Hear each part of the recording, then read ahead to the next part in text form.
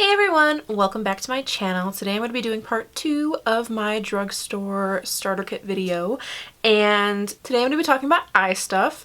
And if you missed my part 1 of this video, I will link it below and put it in a card up here.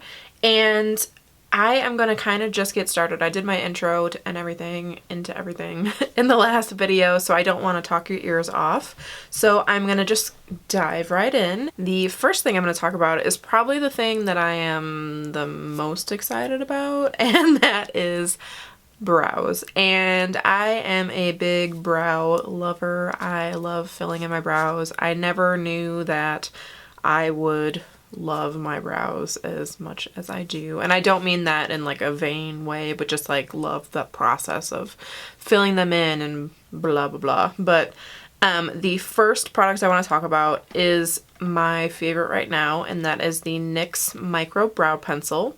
These are great. This is a really close dupe for the Anastasia Brow Wiz. It's really fine.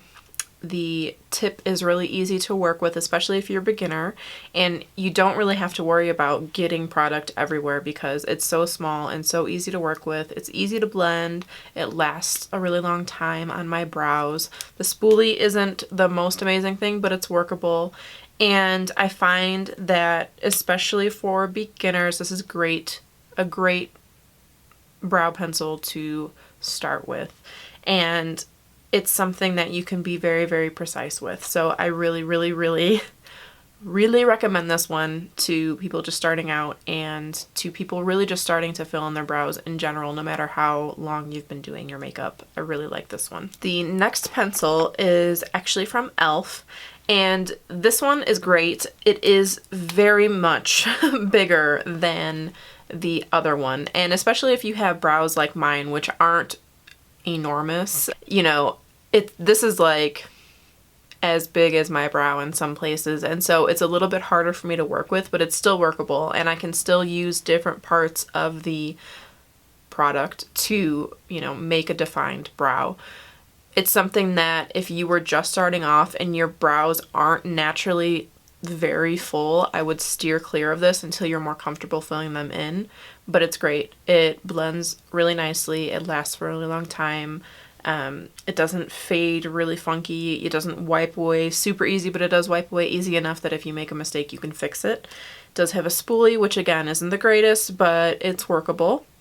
And, you know, for $2 or whatever this is great. The next brow product I want to talk about is a gel, and this is the L'Oreal Brow Stylist Plumper. The whole, like, you can barely see the label anymore because I have used this so much. It is amazing. I love putting this on first thing when I'm doing my makeup to let it dry, and then go over only the spots that I really need to go over with the pencil, and then setting the whole thing with another gel.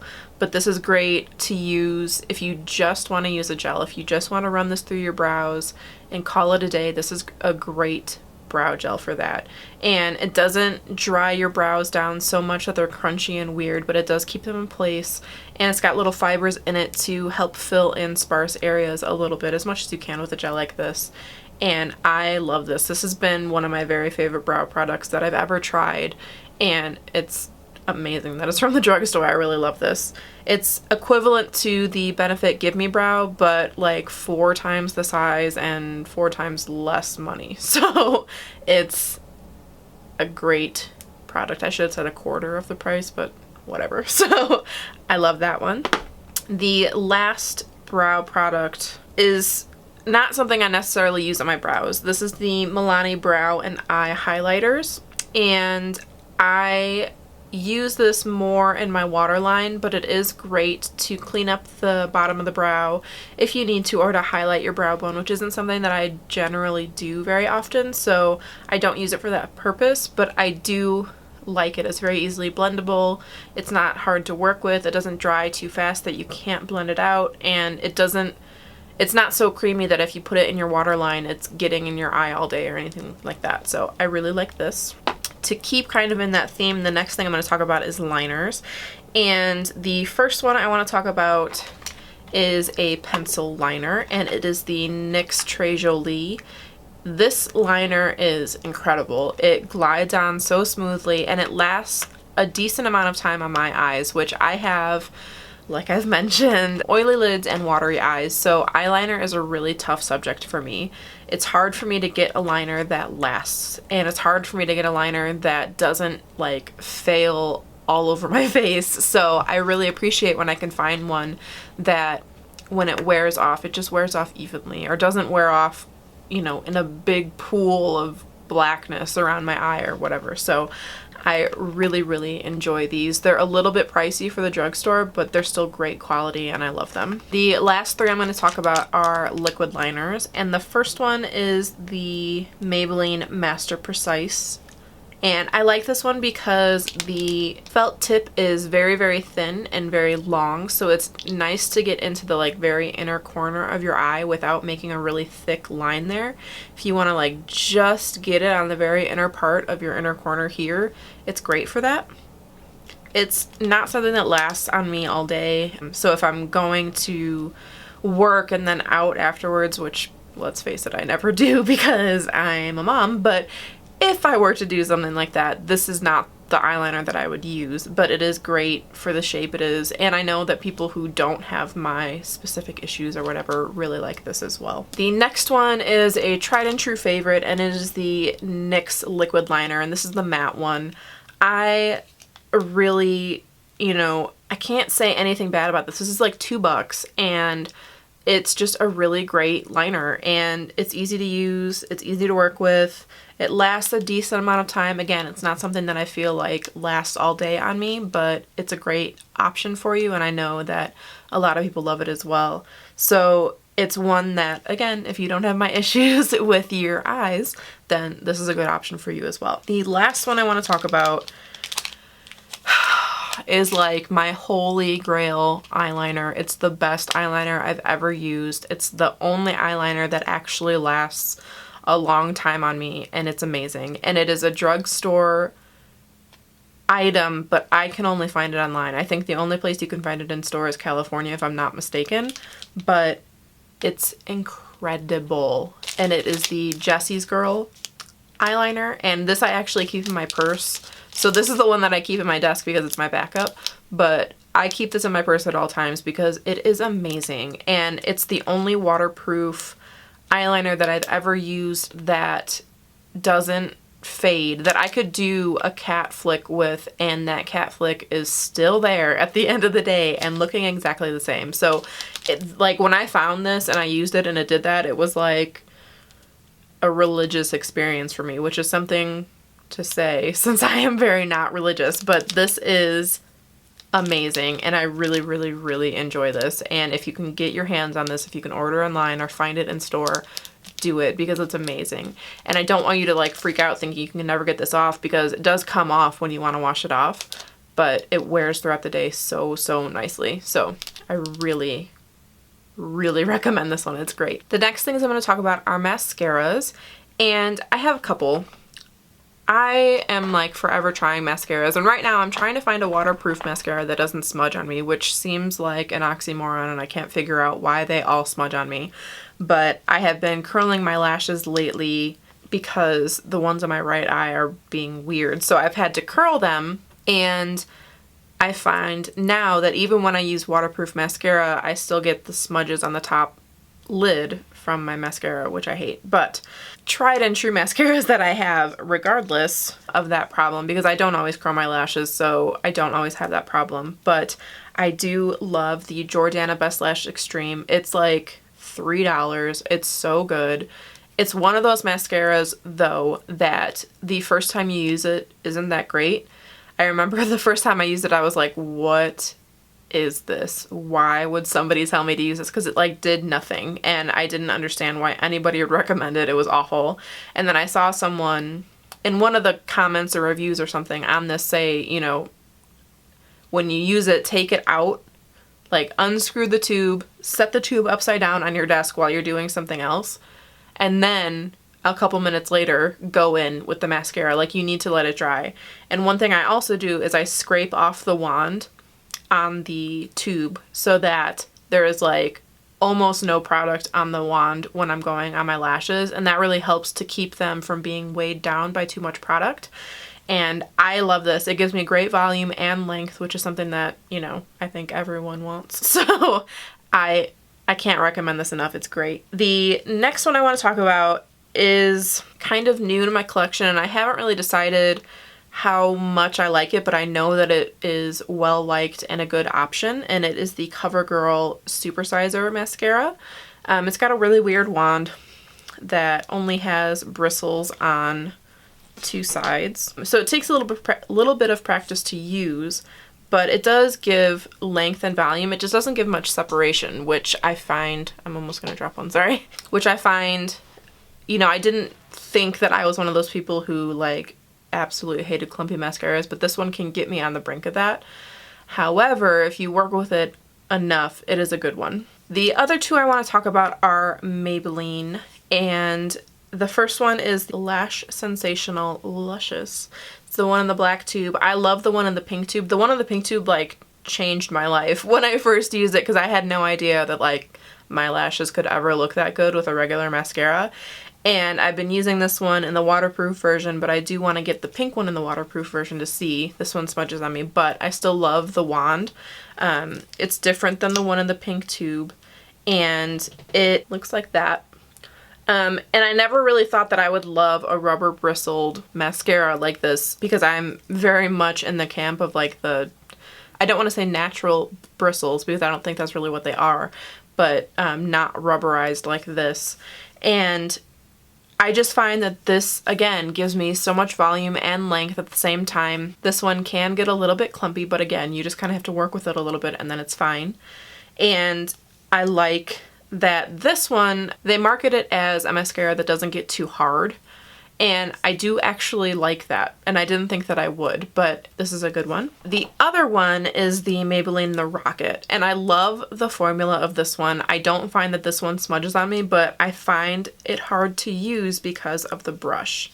The brush is very, very large for my eyes. I have very, very small eyes, and so this is like, the brush is like exactly the same size as my eye, so I have a hard time getting it really close to the lash line without getting it everywhere. So I wish that they made this formula with a smaller brush, and I could, I guess, get a different wand to use with it, but that would be a pain in the butt and I don't need it that badly. So if your eyes are larger than mine in any way, this would be a good option for you. It's a really great formula. It's, again, you know, volume and length. It holds a curl nicely in the waterproof version, and I really enjoy it. The next thing I want to talk about are correctors, and I have a couple. And the first one I want to talk about is the one that I have been using every day, and that's from Pixi, and it's their Corrector Concentrate. And this one is, you know, a peachy salmon-y color. It is great for every day for me. I find that it covers my circles quite well, and I like the formula. It's a drier formula, so I don't find it to move around a lot on my eyes, and I appreciate that. My like most favorite one is actually from this NYX palette, and it is this pink one right here at the top. And this covers my circles like nothing else, and I wish so badly that this would come in an individual little thing, because this is brighter than the Pixi one. They're almost the same price, but I feel like I am wasting so much product because the only thing I really use is this one. And sometimes I'll use the yellow, sometimes I'll use the other things, but barely will I ever do that. So I hate to buy this entire palette just for that one color, but it's amazing. And if you are a better person than me and will use all the other colors, this is a great palette to have. And it's, again, a drier formula, so I don't find that it moves around a lot on me, and it's just amazing and I love it. So this is great. The other one I want to quickly mention is from Sonia Kashuk. This isn't the right colors for me, but the product itself is really nice. This one comes with a powder as opposed to another concealer color, but I really like the consistency of these. I just wish that the colors were better for me. They just aren't, so I don't use it, but it's great. The next things I want to talk about are concealers, and the first one is the Maybelline Better Skin. This is probably a dupe for the Urban Decay Naked Weightless Concealer. This one doesn't have as much coverage, but it's the same type of formula. I don't think it makes your skin better by any means. It doesn't crease very much. It goes on really nicely. It blends out really nicely. And even though it doesn't have as full of coverage as the Urban Decay one, it is still decent coverage and it's a good option. The other one I like to use is the L'Oreal True Match, and both of these I use under my eyes and on my face. It doesn't matter. There are very few concealers that I would like delegate to one area or the other. I don't like to use concealers that way. I prefer one that goes on either area. This is great. Again, doesn't really crease on me, blends out really nicely. This one has a higher coverage than the Maybelline and I just really like it. This one has a brush applicator as opposed to a doe foot, which I don't really prefer or not prefer. It's just what it is, but just to let you know it's different. The next one you could get is the Maybelline Instant Age Rewind. I found this to be drying under my eyes. When I used this, I would find that my under eyes would look really crepey afterwards. And some people, like, this is their holy grail and they swear by it. So I did want to recommend it because I know that a lot of people love it. For me, I think it's just because I have more mature skin, a little bit older. I think if you're a little bit younger than me, this is a good option for you. I just didn't find that I liked it very much. I do, however, like that these come in corrector shades. It comes in a pinky tone and a yellow tone, and then also different concealer shades. So you could use this as a corrector and then a concealer over it, or you could use it as just a concealer. The other one that I have to mention that people went freaking crazy over for like 6 months and then I haven't heard anything about them since is the LA Girl Pro Concealers. These are like $2. I found these to be too heavy for me. Again, I have a little bit more mature skin, so something that's this heavy I found was basically awful underneath my eyes. But on my face it's okay. Again, I don't like to use different ones. If I'm going to conceal, I just want to do it all over as I'm getting ready in the morning and not have to like go for a separate product or whatever. But if you have younger skin than I do or really heavy duty things you need to cover on your face, this is a good one because it is like ultra super full coverage. It is just a little bit thick, so it's something to be aware of. I would use this with a beauty blender or, you know, a sponge of some sort, a wet sponge.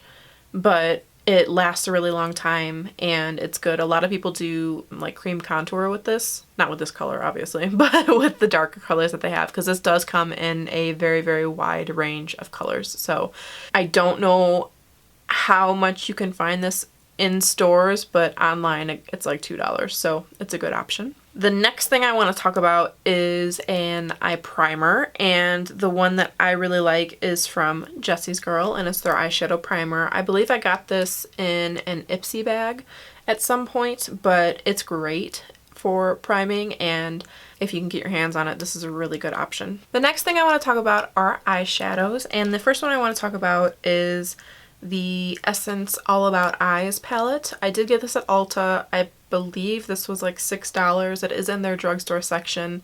These are all shimmery, but they're great. These are very pigmented. They last a really long time on my eyes, and they're super bright and shimmery. They're almost foiled, and they're really great. So if you're looking for a cheaper alternative to like the Makeup Geek foiled, these aren't going to give you exactly the same effect, but they're pretty close. They're very, very metallic, and they're amazing. The next ones I want to talk about are the e.l.f. Baked Eyeshadows. These are great to use wet and dry. Dry, they don't give you as great of a color payoff, but wet, they look amazing. And they are super inexpensive, and they're great to like collect a bunch of colors because they're so inexpensive, and they're, you know, easily blendable. They last a long time, all that jazz. They're really good. The next one that I'd like to talk about is the L'Oreal Infallible Pressed Pigments. These are so good. If you do not have any of these, run and buy all the ones that you think suit your skin or whatever, all the ones that call your name, because these are amazing.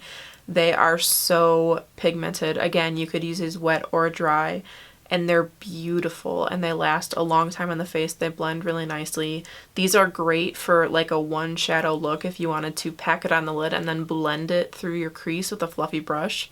These are amazing, and like it's crazy to me that these are drugstore because they're so nice and you get a ton of product in here.